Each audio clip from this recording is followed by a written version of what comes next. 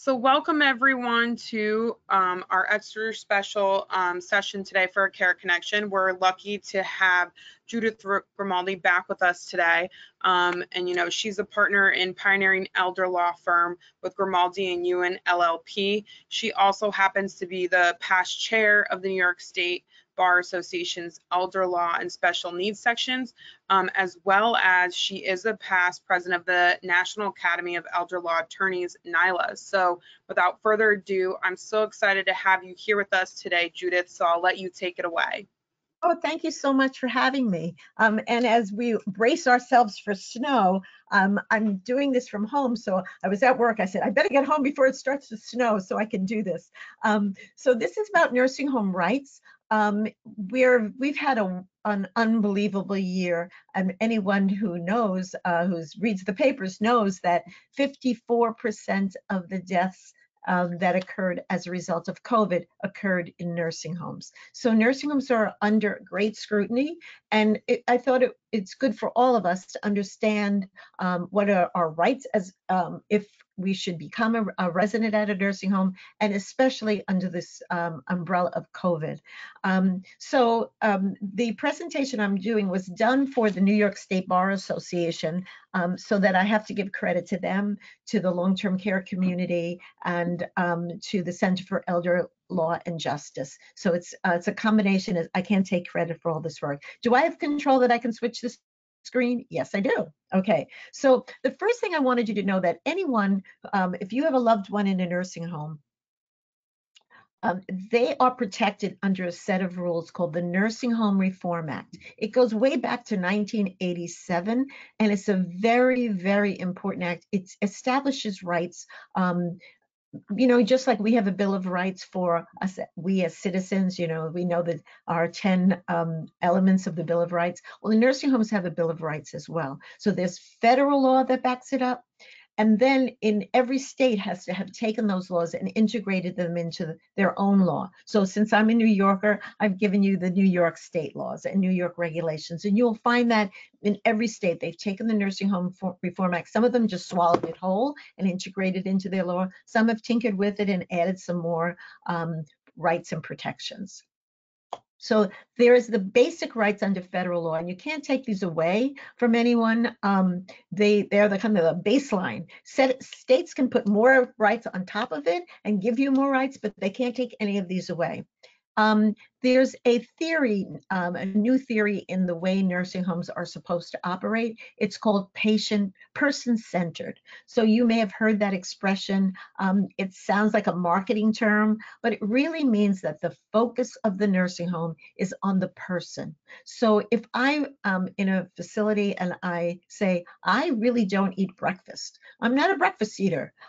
If it's person-centered, they're not going to force me to eat breakfast. Maybe I would rather have my first meal at 11 o'clock. That's when I get hungry. And they're supposed to focus on that. And that's very hard for an institution to do, but that is the underlying philosophy. They're supposed to give you control as a resident over your life. You're an adult, you're not a child, and you should be able to make decisions and make choices. And underlying those choices, there's the basic right to participate in your plan of care. And that certainly includes discharge planning. So if your plan of care is, you know, I don't like bingo and I'm not playing, that's not antisocial. That's just your right to participate or not. So when they have regular plan of care meetings and the dietitian is there and the physical therapist is there, you should be there as well.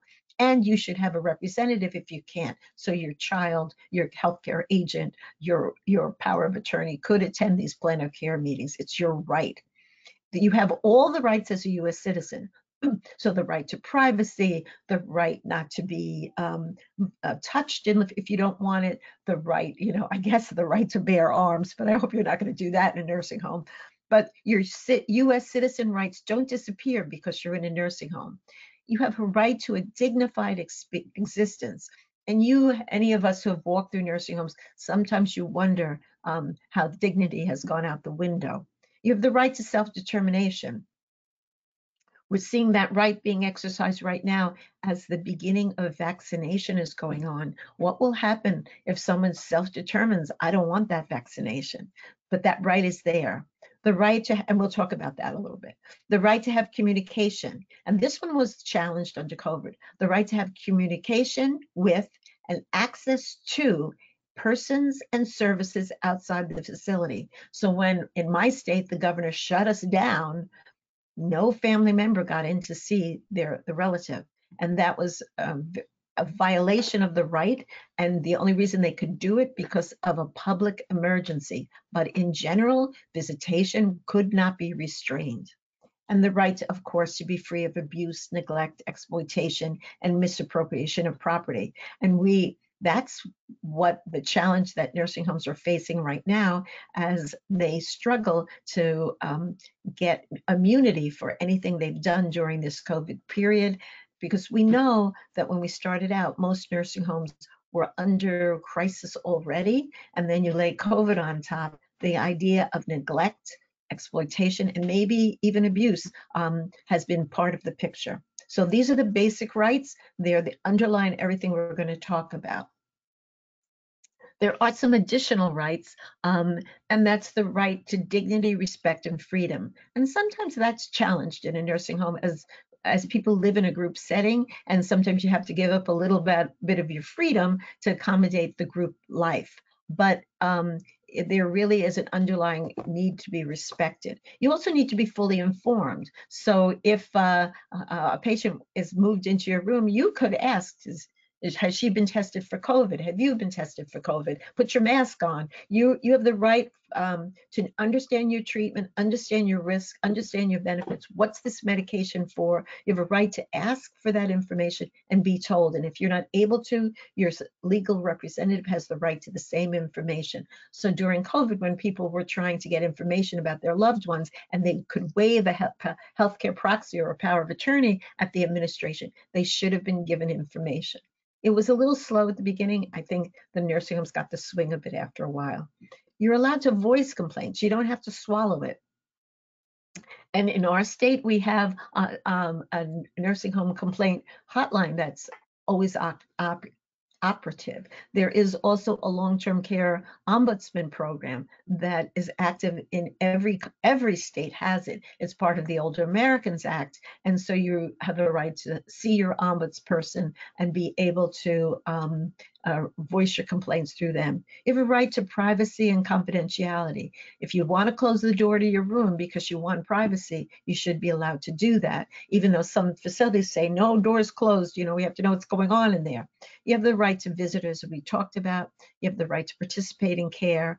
And most importantly, you have the right to make independent choices on what you should wear, when you want to go to sleep, when you want to wake up, when you want to participate in activities, to organize your own activities, to organize a residence council, and to manage your own financial affairs. These are the basic rights that we all walk around with. They don't disappear the day you walk into a nursing home.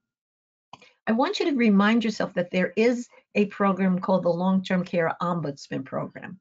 And I've been trying to change the word ombudsman to ombudsperson because I say, it should be gender neutral.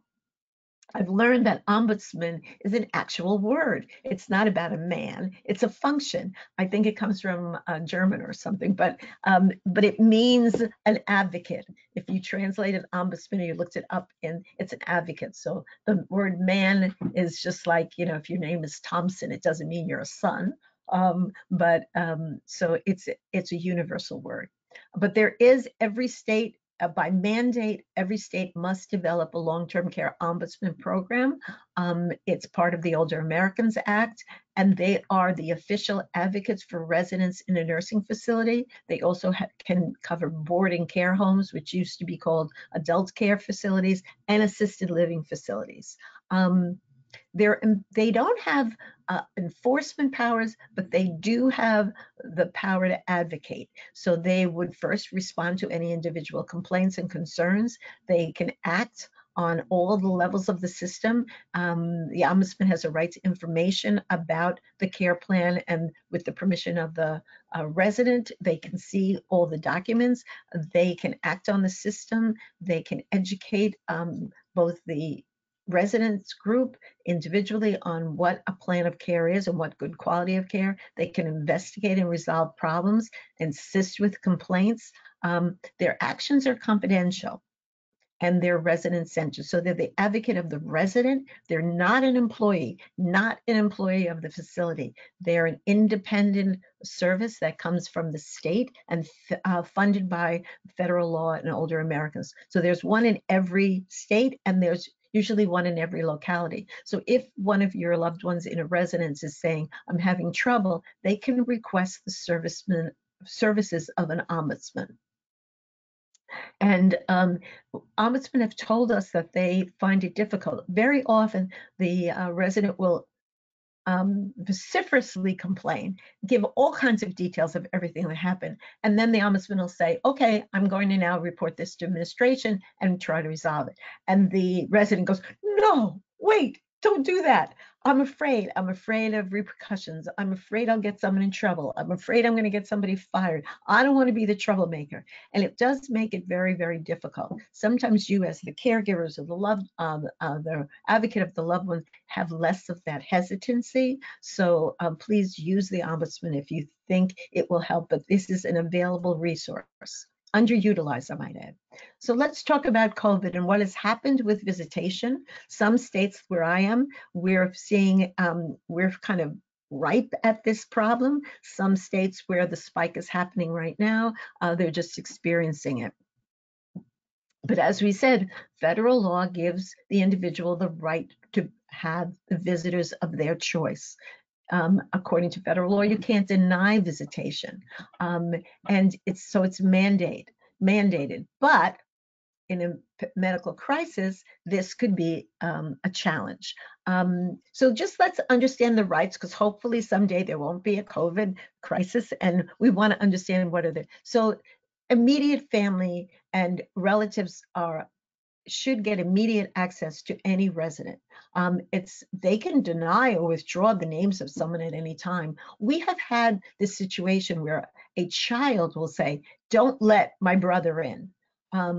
And that's not the right of the family, it's the right of the individual. Now, when that family member has been elevated to a special representative, being the healthcare proxy or the healthcare agent, they may be able to be the spokesperson. But if the resident has the capacity to determine who can visit, then no family member can stand in that way and bar someone. It's really up to the resident.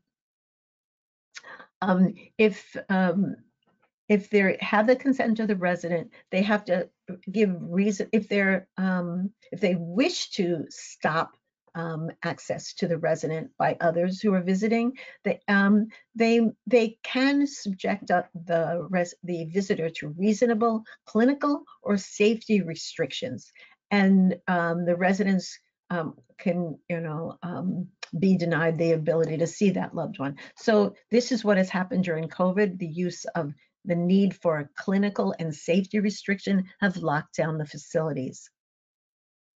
The facility is going to lock down. You have to have written procedures and policies for how it's going to be done. So in our state, we got a governor's order. That's pretty clear.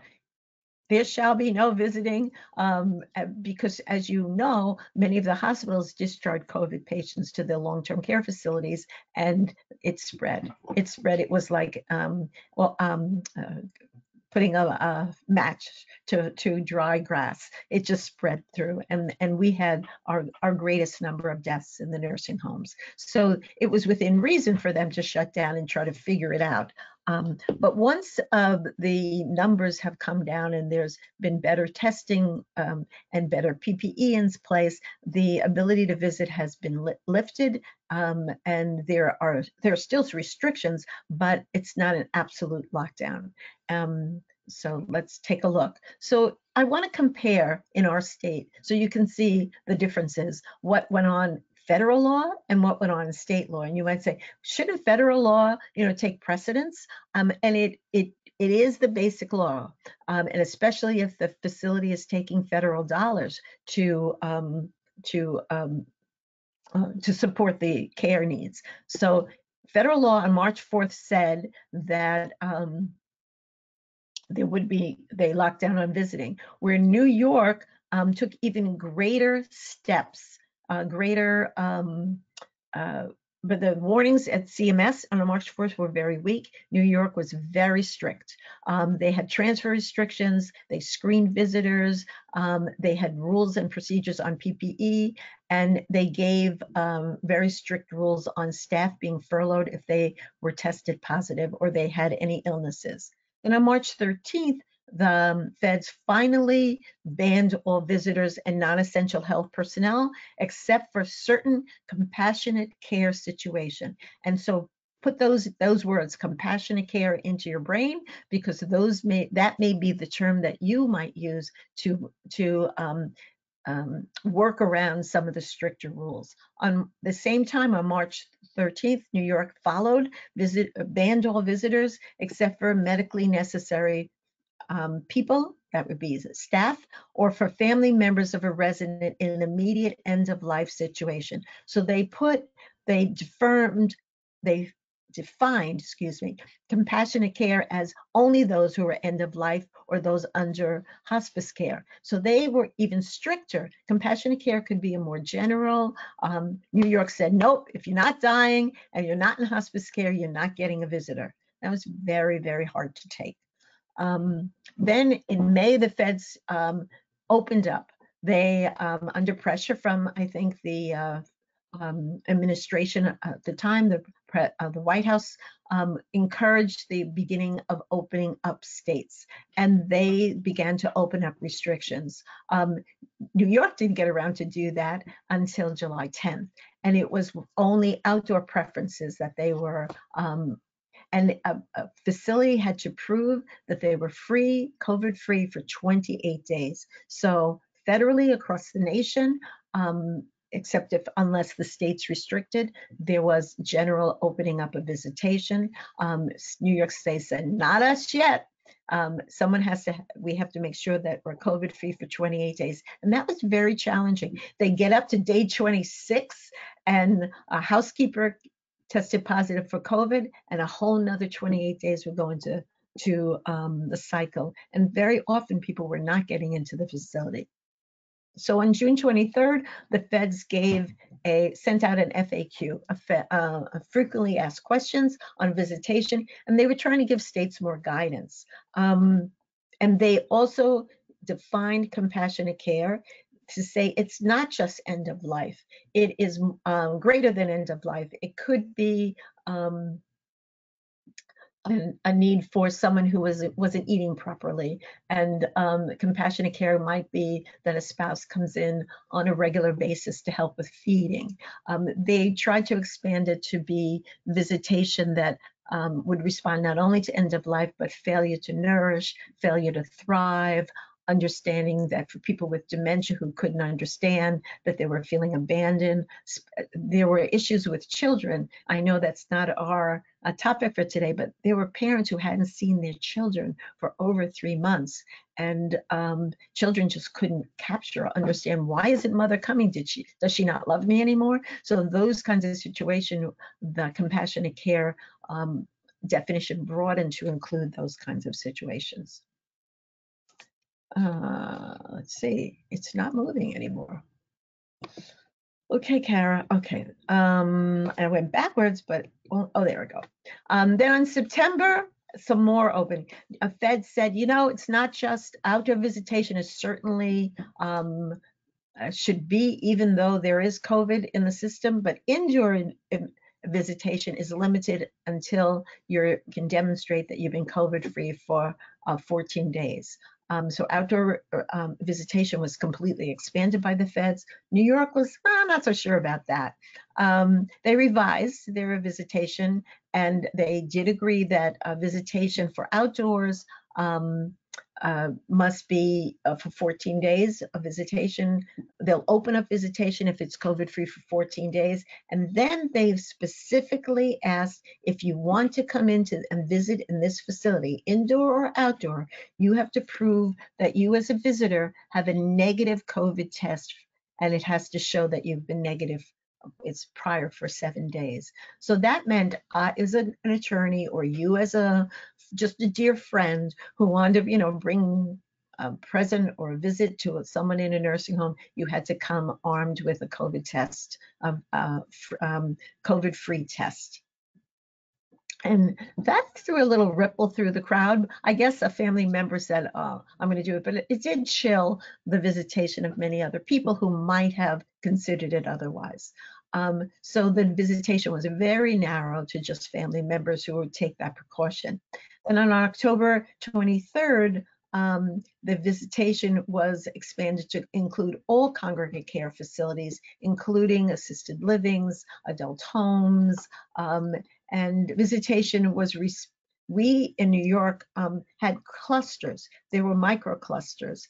And I don't know, you may have heard about in New York, red zones and orange zones. And we had red, orange, and yellow. And those kinds of zones where there were elevated COVID testing and a greater degree of persons who tested positive for COVID. If you were in one of those zones, you had more restricted visitation. Outside of the zone, you may have had more liberal and followed the CMS rules. So there's a constant changing. The hardest part about visitation is what was today might be not ready tomorrow. So you might be all geared up, and your mother might be all geared up. I'm going to visit you tomorrow. It's your birthday, blah, blah, blah, blah, blah. And then they discover a COVID positive person on a staff or in a patient, and everything shuts down on a dime. And that's been the hardest thing for people in terms of patient rights. So the current regulations that are operating today, that if the facility has no confirmed staff or residents, that for it's now down to, it's down to 7 days. It was previously 28 days. There would be the visitation can open up. Any visitor still must present a COVID-free test. The number of visitors can never exceed 10% of the resident census at any time. And so that means even if everybody decided it's the Sunday before Christmas and we're all going to visit grandma, only 10% of the population can, so that you better spread out your grandma visits over a course of a week. And only 2 visitors per day, per time. So visitation can be limited to outdoor areas. We're expecting snow today, and weather won't permit it. So the outdoor visiting has really completely stopped. It's just a little too cold, especially for the frail elderly. Inside visitation is limited only in well-ventilated spaces. The last time I tried to visit, I walked into the lobby and announced myself to the receptionist, and he asked me to go back outside and stay outside until I was admitted. He did take my temperature. At that time, he didn't ask me for a proof that I was COVID-free for 7 days, and waited until, and then someone from resident services came down, asked me who I was going to see, and they brought the gentleman, because I was having him sign something, down to the lobby. They made me stay on one side of the door. He was inside, I was outside. I could pass the papers to the recreation therapist. She brought it to him. We talked through the window. He signed, and then they returned it out. So they didn't really let me in. Visitations prohibited in residence rooms or care areas except for end-of-life visits. So I guess if I was doing a legal action. If he was hospice and I was the child, I would have been led inside. And also if the resident is bedbound. If my client could not have come down in a wheelchair to sign this document, bedbound, I might have had to fight to get to see him. And shockingly, there was a big announcement in our state that on November 4th, they allowed salon services. So I don't know what was happening to everyone's hair prior to November 4th, but now beauticians are being allowed in. Lawyers aren't going to be allowed in, but beauticians can be allowed in if they can prove their negative tests. We're experiencing microclusters, and the only reason I'll talk about the microclusters is because it has forced the state to really customize or differentiate. So those of you in other states may bring this lesson home and see if it might work for you. So the September 17th requirement said no visitors if there's a COVID test in the last 14 days, and then they added another element, which is the positivity rate. So they take an average every day of someone's the rate of positive tests in the area, and if the positive test rates go up, they can limit in-person visitation. If they go down, they can expand it. And they've been using those rates to help judge whether, and that's been working for indoor dining. We just shut down our indoor dining because our positive testing rate in the city of New York has gone above 5.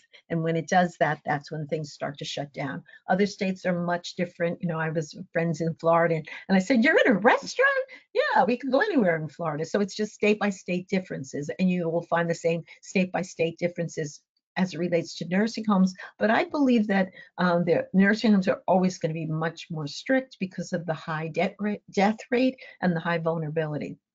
If there's a community spread, the facilities may shut down even more quickly. But the issue that's been interesting is that we as elder law advocates have tried to expand the idea of compassionate care. As I talked about the impact on children, but for someone with dementia, as this is the clients we care about or we're working with, they can't understand why their daughter isn't coming.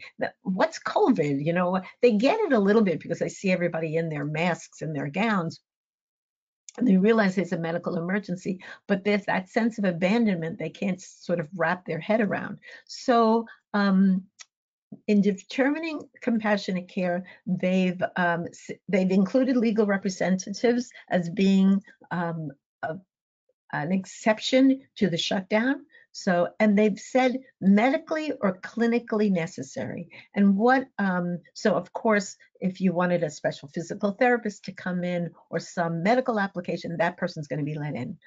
But the last one is essential companions to individuals with IDD or cognitive impairment, including dementia. So those of you who are caregivers or someone with dementia in a facility, whether it's an adult home, assisted living, or a nursing home, if you can demonstrate that you're an essential companion, i.e., my mother's not thriving because she doesn't understand why I don't visit. My mother's not thriving because there's no one there to bring her special food.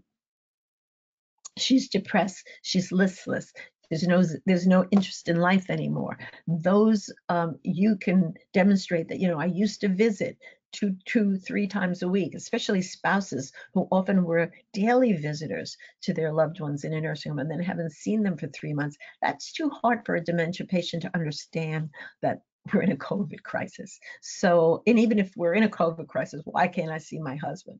So the essential companion component is something that you could use to kind of pry open the door a little wider because of the cognitive impairment of the person you're taking care of. Okay.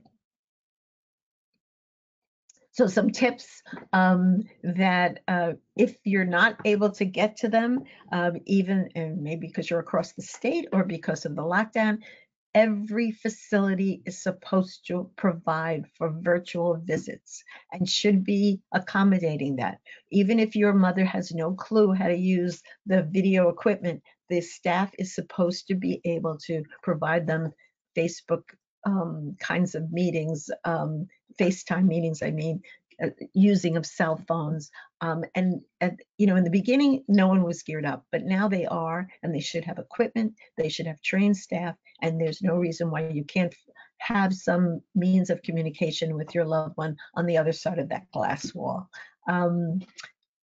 Families should be checking the facility website daily because they're required to post their new rules, post their visitation requirements, tell you how you go about arranging for scheduled visiting, maybe, and providing even information on test cases, what testing scores in the facility. You have a right to know all of this, and this should be all on their website.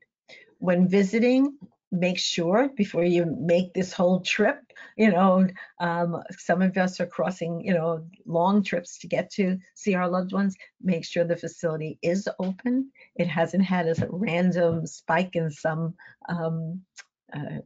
COVID issues, and make sure you sign up for in-person visits if that's what you want. And it's usually the social service or the recreation department that have taken over this visitation responsibility. Why? They can't be doing these recreational events because those group gatherings can't be done often with social distancing. So they had time on their hands. So that's who's doing most of this arrangement, and that's who you should be checking in with. If you're having difficulty, if the facility is not cooperating, if they're just misapplying the rules and regulation, please, please, please contact your long-term care ombudsman program for your county and there are 15 regional programs in our state alone. So your state should have the same thing. And if you're in New York State, I've given you the website where you can find out where your ombudsman is located. Some tips about compassionate care. We talked a little bit about it. Certainly end-of-life situations are examples of compassionate care that override the rigid rules about visitation.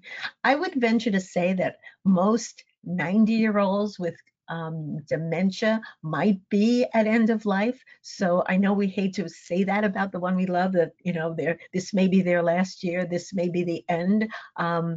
It's probably true. So, use it if it's going to get you in the door. If someone is recently admitted to a facility, it could be that even though it's not end of life, the adjustment to a new home, that especially someone with cognitive impairment, they need as many familiar faces and as many touchstones as they can to help them adjust to this new place.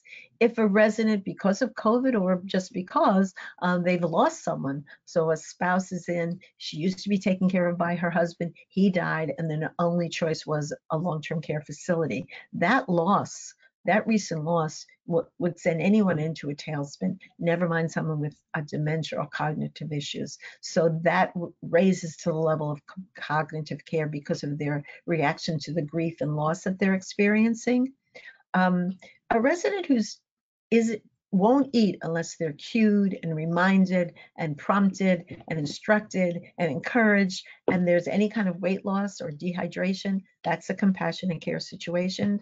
And a resident who had been used to having family members with them, frequent visitors, and experiencing emotional distress, that's evidenced by crying, asking for you. When you have your FaceTime phone call and all they do is cry, where are you, where are you? That's a compassionate care situation. And you have to be an advocate, a strong advocate, to say it's not just end of life. This is a tragic time for the person I care about in the facility, and you have to let me visit. Okay, another area of, I wish I could stop for questions, but we'll take questions at the end, and I will leave myself that. Another area of rights that have been challenged during this time, and usually challenged all the time, is involuntary transfers and discharges. You get the notice, mother has to leave, she's doing so well, she doesn't need to stay in the facility anymore, or mother's disruptive, or so there's, you can't be discharged unless involuntarily, without your permission, unless it's necessary for the resident's welfare. I couldn't think of, well, I guess nowadays, COVID, rampant outburst of COVID in a facility might be necessary to get your mother out of there. If the resident's health has really improved and there really is no reason for a long-term care facility, it is not a beneficial place for them to be. So that might be a reason for them to be asked to leave. If they are at risk, if there's a safety risk to either to themselves or to others, then and they're really causing endangerment, that the facility just can't seem to maintain their safety, that would be a reason to say, you know, our facility is not up to the coordination that's needed. I can't see a facility really being able to back that up, but there have been situations where the behavior issues were so strong and the nature of the facility as an open structure couldn't keep them safe. They couldn't lock down. The health of others, if the person is really abusive to other patients, and they may need a different kind of facility. The failure to pay the facility, and you might say, wait a minute, if I don't pay the bill, they can throw me out. They could over time. It's not like you didn't pay the bill, leave at the end of the month. There has to be some appropriate discharge planning and a safe discharge. But yes, if you haven't, you say, well, we're doing a Medicaid application. It's coming through. We're just waiting for Medicaid. If Medicaid is pending, that is not if there's you've made every effort to make sure the bill is paid, there is no, they cannot involuntarily discharge you. And if the facility is closing, and we've had facilities have to close or choose to close, and that would be a reason that you would have to leave. There are some changes during COVID that you might want to be aware of, and this came out of in March, in the early part of the COVID guidance. They were saying that persons with COVID should be held together so they don't spread it with others, and they should have the same dedicated staff. So if your loved one does contract COVID, is in a facility, they should be isolated, and not any staff should randomly take care of them. It should be a trained and segregated staff so that they're isolating the residents who are suspected of having COVID. You don't want it spreading to others, and you don't want your own family members to be at risk. So you would appreciate them trying to contain the illness in a certain area. So those are some of the things that are going on within COVID. If the key to sometimes these involuntary discharges and moving around, is that it's necessary for the patient's welfare. That's a term they lift from the law and use it for their benefit.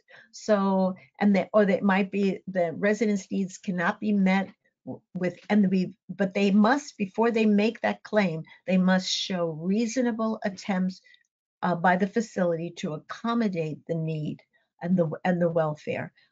You can't just claim that, you know, we can't handle you. We can't handle you because you have this ability to wander, and even though we try to keep you within your room or in your chair so that you don't wander around the whole facility, you manage to still be able to do it. Then the question is, well, what did you do to prevent it?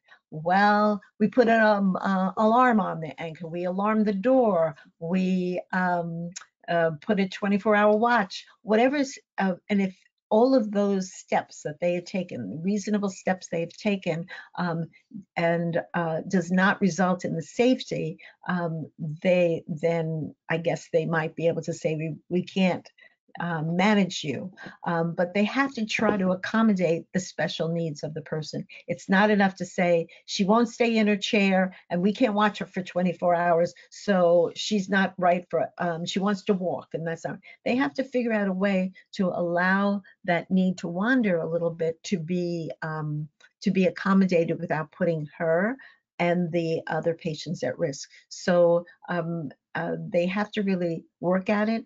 And show services that they try to implement before they can use that criteria for involuntary discharge. Failure to pay. So that's another one that, you know, worries about it. A nursing home must first give written notice of failure to pay, so it has to be in writing. And I've seen nursing home bills. Half the times I don't understand them. The way they record charges are sometimes incomprehensible, so that if you see a written notice and you don't understand, at least you have a negotiation to be able to talk about it. If the charge, the failure to pay, is because a charge is in dispute, that's not a basis then. Until the dispute is resolved, they must keep you there. If there's an appeal, so for example, I applied for Medicaid, I didn't get it on the first round, but I have a fair hearing scheduled. Until they get the full denial of Medicaid benefits, they can't use the failure to pay. If there's any pending appeal, everything's on hold.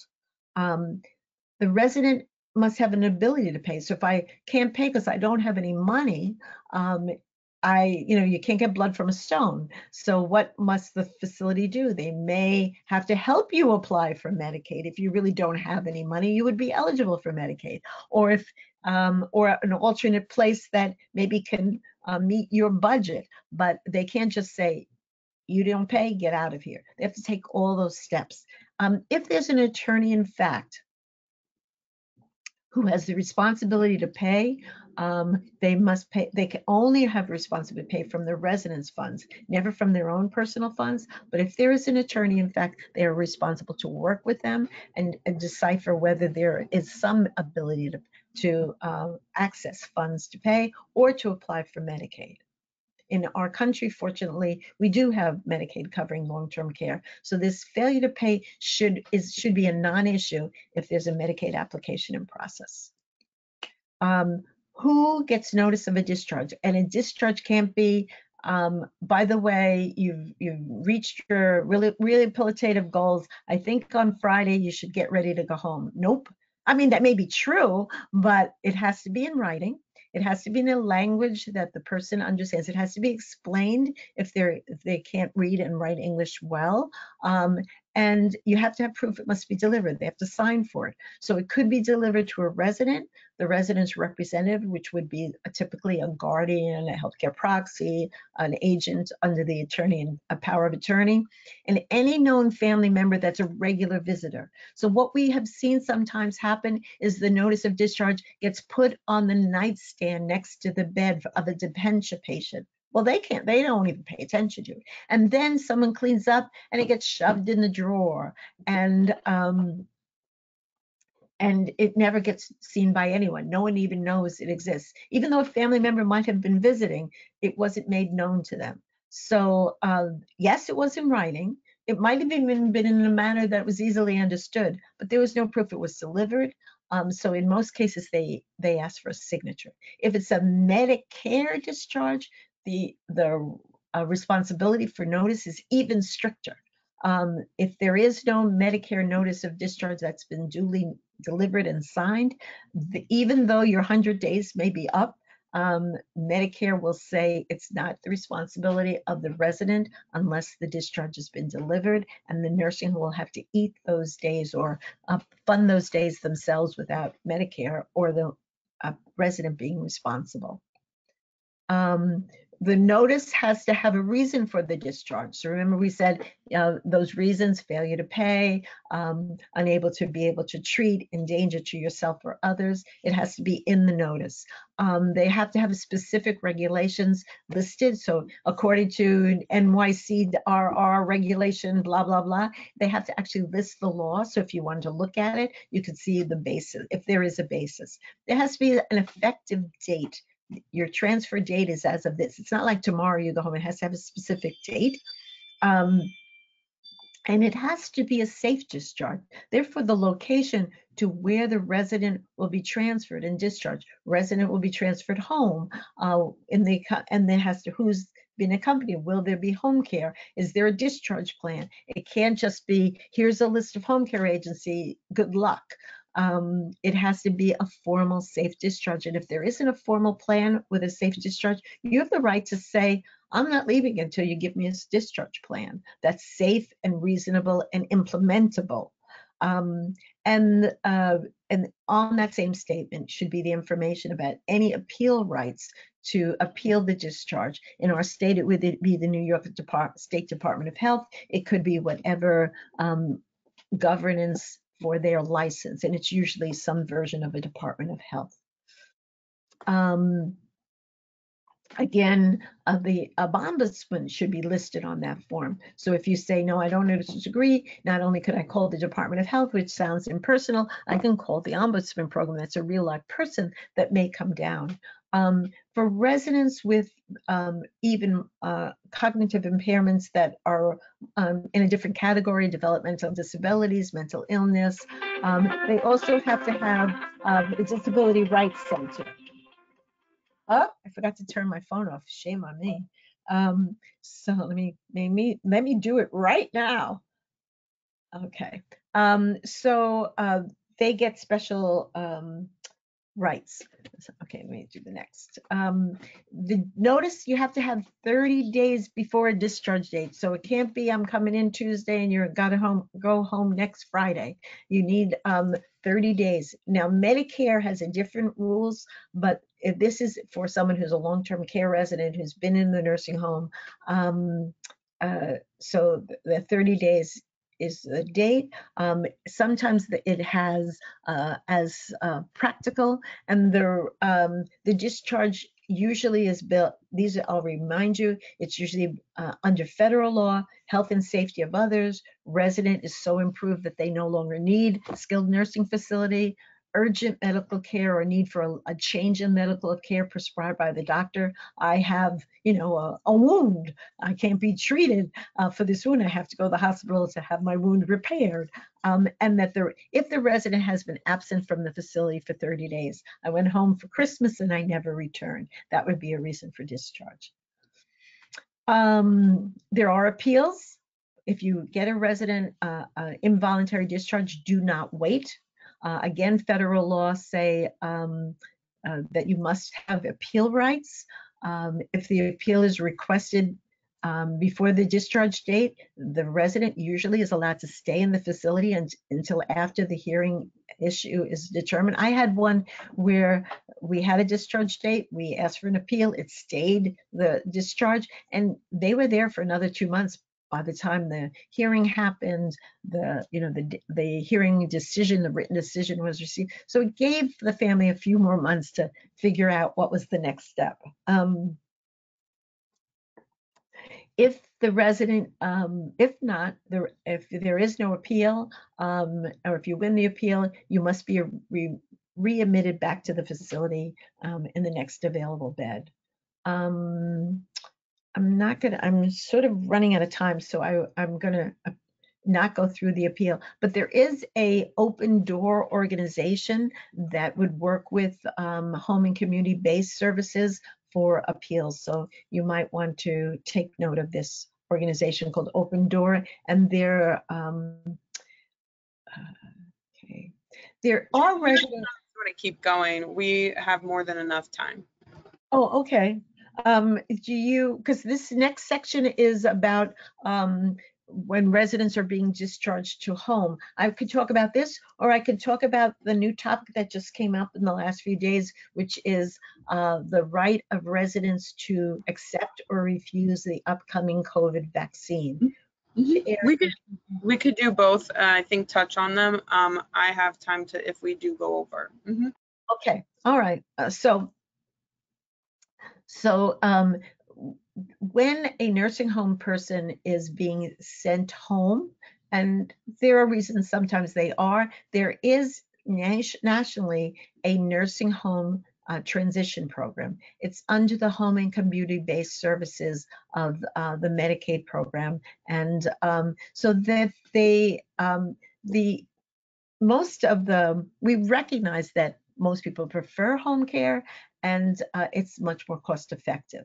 So there have been statewide and national programs that are called the Nursing Home Diversion Act, and some people call Money Follows the Person. It came under the Obamacare ACA services, where they say when you leave the nursing home, the money should follow you to give you the same home care services as you had before, or as you need in the community, because you're changed. So whenever a resident asks about returning to the community, there is a mandated assessment. The nursing home must contact the local agency, whether it's on the state or federal level, called in ours it's called Open Doors, and they must publish this in their facility, that there is the option if you want to leave the facility. Many, not our dementia clients, but many other residents of nursing home always say, I just want to go home. I just want to go home. And sometimes it's possible, and sometimes it's depending on the families to be able to support them in that effort to go home. But the right to go home continues even as a nursing home resident, and a program is available through the Nursing Home Diversion Act. So I want to, if you have, especially during COVID crisis, if you have someone in a nursing home and you say, I was thinking about it, but it seems like such an amazing, overburdening task. I don't think I could do it. I would love to try to take my mother home out of the assisted living. First of all, I'm running out of money. COVID scares the death out of me in these group livings. I'd like to take that. How do I go about it? Within the nursing home, they should have posted the information about the Open Doors program to let people return home to whatever version. So that's something you should inquire about, or on your state level to inquire from the Office on Aging. You know, every state, also under federal law, must have an area Office on Aging. And so that in our state, in New York, we have 15 area offices on aging, very much the same as the Ombudsman program. So you should find your area aging for get advice if you want have someone return home.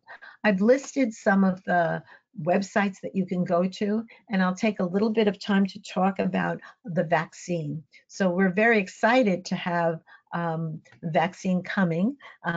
Yesterday I watched in my state some of the healthcare providers getting it, but I know that it's coming to nursing homes, and there's many of us who have questions and comments about whether who has the right to accept or refuse. So if you're the healthcare agent for anyone, a loved one in a nursing home, you can stand in their shoes and either accept or refuse. They must get consent for the vaccine. Everyone must consent. And those of you who are caring for someone with dementia, they may not be able to have the capacity to consent. So the healthcare agent has that right, and also has that right to refuse. There's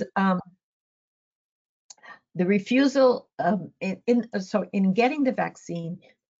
The first step is you have to consent. Your doctor has to approve it. There are situations where they say people with depressed immune systems, those who are maybe going through chemotherapy, cancer. I'm a kidney transplant. And so I'm taking every day immune suppressants so that I don't reject my sister's beautiful kidney that she gave me. So I have to really think long and hard whether the vaccine may be too strong for me because I have a suppressed immune system. Some of your loved ones in the facilities may have that, some from old age, some from the kind of medications they take. So it's really going to require a consultation with the doctor. Is it advisable? Anyone who has severe allergies, very highly sensitive to medications in the past, might have to think hard about whether this is the vaccination for them. So doctors will screen for people who are, visibly ill, in a weakened condition, compromised immune system, or maybe highly susceptible to allergic reactions. They may make the decision that the vaccine is not for it. I remember I could not take the pneumonia vaccine that had come out. So we know that we have experience of vaccinations in long-term care facility or in group facility or a congregate facility from the flu. You probably remember, you probably were asked, can your mother have the flu shot? Did you approve of a flu shot? Well, it's similar. And you will be asked that question, so be prepared for it. Their CMS has put a guidance out, and it says, as a condition of participation in the two vaccine program, nursing homes will be required to ensure that residents receive immunization, so that it must be globally offered to all, and they're the priority group. The resident or resident's family can refuse shots. Residents who cannot receive the vaccine for medical reasons are exempt. So if a doctor says, not good for you, Judy, don't take it, I would be exempt. Under the final rule, nursing homes will also be required to educate the resident and/or the resident's family about the advantages and possible disadvantages of receiving the vaccine. So there's no, what we worried about was, would someone say, okay, you refuse the vaccine for good reason or for not good reason, you're worried about it. Could we force you to be segregated? Could we say, okay, all these people took the vaccine and therefore they're going to be immune, but you are vulnerable, so you can't go to the day room. That's what I worried about, and I've been asking that question, and that is not going to be permitted. But I don't know how the nursing homes are going to work it out. We had the visitation rules, and then we had people breaking the visitation rules. So we're going to have, there's also sections. I did some research before this meeting about whether, so we know that they have to provide you with written information. They have to document in your medical record whether or not they're going to be, whether there's an advance directive, and the event and persons who have, so there may be something in your medical report when you entered the facility. It is not, if you there's no ability, according to the CMS, no ability to discriminate against an individual whether or not the individual has executed. So you can't be discriminated for failing to take the vaccine, but there will be need to be compliant with state law. So the federals are saying written notice, you have a right to refuse, but federal law can change. So our governor, who's crazy strict about COVID, and maybe to our benefit because our numbers have stayed down, he could say everyone has to get it. I don't know that he could ever say that, but the only experience we have is in children's vaccination. In schools, there has been a rule, that there was a rule for many years that you couldn't enter kindergarten unless you had proof you had, those 3 vaccination shots. That has been broken down a bit with, the anti-vaccination group. And, I live in Brooklyn, and one of the neighborhoods, Park Slope, is like so anti-vaccination, and there's been real spikes of measles and mumps as a result in our area. Also in our community, in the certain parts of Borough Park, where they refused the vaccination for religious reasons, or allegedly religious reasons, then we've seen the same spikes. So this is something we're going to have to keep our eye on. There's no set rules just yet, but this is another challenge for you as caregivers that you'll have to look out for. I'll open it up to questions, and I did it in an hour. God bless. Great. No, and you actually answered one of the questions we already had, was someone asking about, if the place that their person resides, if they're going to be forced to have to take the vaccine, and is the facility going to, for some reason, discharge them if they decide they do not want to get it? Not permitted under federal law. What state is that person in? I can tell you it wouldn't be permitted under New York state law. Keep remembering that that's why I started with the federal law of the Nursing Home Reform Act. That's the underpinning of all of this, and that right to self-determination is there, and it hasn't gone away. It hasn't been written off. And as long as the nursing home can figure out a way, and that's the challenge, if you're going to be vulnerable to COVID because everybody else is vaccinated and you are not, could you bring it in? Could you, next time you go out to lunch with your daughter, which would be lovely, are you going to bring it back in because you haven't been vaccinated? That's a real crisis, a real risk that we will have to look in the mirror and answer one by one. But they may say there'll be a little bit of isolation for 3 days if you go out without a vaccination until they're sure that you're not going to be active, and maybe you have to be tested right away. So there may be some more scrutiny on you as a non-vaccinated person than someone who chose to be vaccinated. Yeah, and all of that will come out hopefully. And I think it's like you phrased it perfectly, Judith, that where there's certain things we're unaware of yet, and it's something that the nursing homes as well as the different stakeholders within are going to have to figure out as we go through that process. I do have someone else. Oh, sorry. I also wanted to tell you that if someone's worried about liability, what if I say, sure, let's try it, Mom. I'll get vaccinated, you get vaccinated too, and mother has a terrible reaction. Who is someone liable for that? So when they instituted this program, they did put together a large liability resource fund for people who might have very adverse reaction. But I bet in the forms that we're signing, when we say yes, we're going to do it, I bet there's a giant release of any waivers. The whole immunity issue on nursing homes is one of the things that's holding up the new COVID care package, is that the nursing homes and even employers are wanting to be released from any liability, and so there's kind of that fear of liability that's sitting out there. So that's another thing for you to think about. Yeah, it's definitely concerns that come up. I do have someone who asked, specifically during this COVID time, if a resident, for example, who has dementia and is on hospice, can they refuse discharge and transfer if they turn out to be COVID positive? Well, and that would if probably someone's at the end of life, you're usually not asked to leave the facility unless you want to leave to go to an inpatient hospice. So end of life would not require a discharge. So why is this person being discharged? Because they have COVID? No. Yeah, it sounds like that was the thing, that the facility was like, oh, they have COVID, but the person's on hospice, but they still want to move them. So it looks like they're in Arkansas. I think So that's one those of them. two criteria, end of life or having COVID, are not a criteria for discharge at all. If they chose to leave, that's voluntary, but involuntary, being asked to, being told they must be discharged, those two issues are not a basis for discharge at all. And I think that's something that goes under advocacy, especially if you're an advocate for your person, knowing this information, so that way you're not caught with dealing with a facility that's trying to unfortunately have your person removed during this time. Yeah, the question is asked why.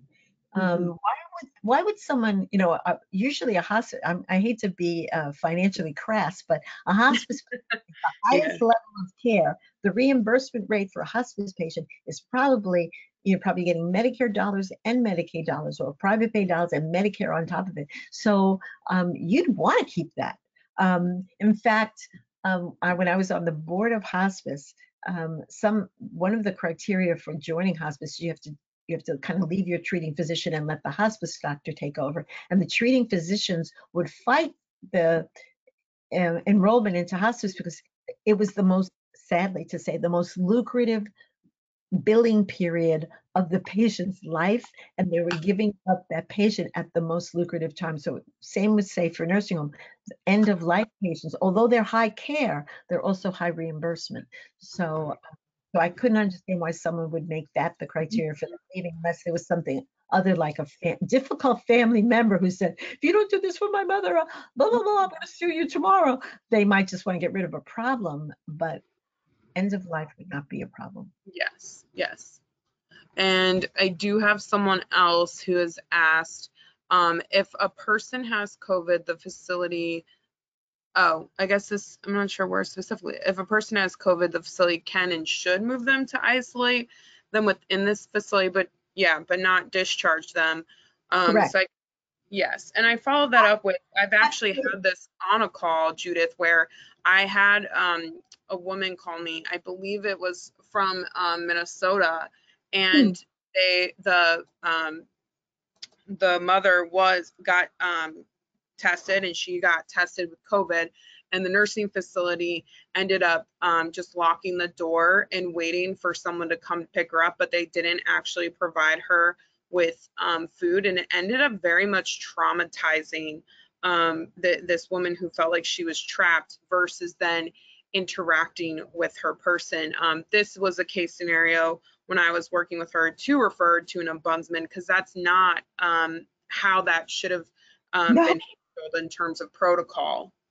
and that was something that's actionable both as a complaint for poor care and violation of her all those rights that we went through, as Mhm. well as probably a violation, of false imprisonment and all that might be a malpractice action, and that's Yes. what the nursing homes are trying to get immunity from that Mhm. behavior. And I'm going to editorialize a little bit. I have found that COVID has made me, and I don't know about any of you, kind of, we, we had accepted low quality of care from nursing homes in general. Mhm. We would say it's poor staffing, there's Agree. money, blah, the cutbacks, and we just swallowed it and said, that's the deal. And, maybe we tried very hard never to place anyone we cared about in a nursing home. Um, COVID has kind of ripped the cover off of it, or someone used the expression, rip the scab off. Mhm. And now it's exposed, and maybe we really all now have to deal with that, the low quality, the poor quality of care that we're finding in our nursing homes, because it's not acceptable. And maybe all this spotlight on visitation and the high rate of deaths. The high rate of deaths, yes, were COVID and the people were vulnerable, but I think it's also a statement about the poor care that's happening in those homes. Mhm. Mhm. I agreed. And we do have someone who's asked about what is an acceptable amount of nursing care per patient ratio, Mm. especially with during COVID times as we're seeing. That's the hardest question you've asked. Um, Sorry. there, the federal, so there are, every state has a different standard. There are federal guidelines that if you read them, the patient staff ratio is so low Mhm. that you wouldn't want it. And our state, New York, has maintained the federal stat, and so it's a very low standard. Mhm. Um, I, d- I don't know the answer, the specific patient ratio, and when I say we should have those, I've been told by administrators, but it's different. Some units, like the dementia unit, needs more, and some units, the rehab might need a little less. So you don't want a blanket, you don't want cookie cutter. You want to be able to individualize across the whole facility and really triage in staff where you need them. I think baloney. But you could get that state by state.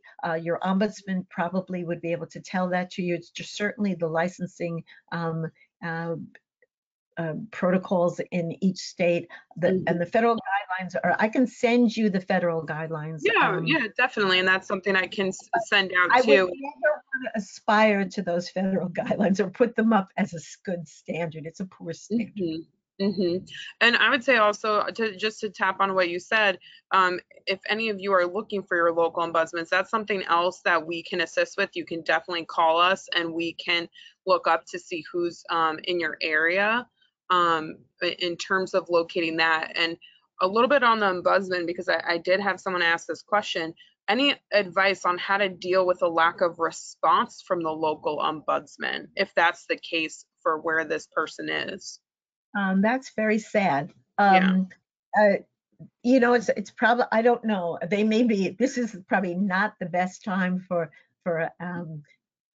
they're probably overworked right now, but Yes. in general, their funding has been decreasing. So one of the advocacy things you can do, I mean, active response is unacceptable, just Mhm. call them out, or call your local legislator, not the federal.